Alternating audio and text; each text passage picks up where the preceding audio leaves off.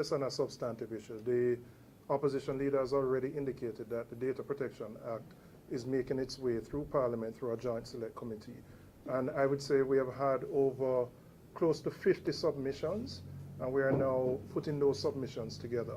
The government had indicated that the NIDS, before the enactment of NIDS, there would be data protection in place to ensure the protection of private data of individuals.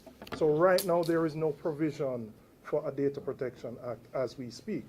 And there are sections in the NIDS bill which we believe violate the privacy of individuals and allow for data to be shared to third parties without the consent of those individuals.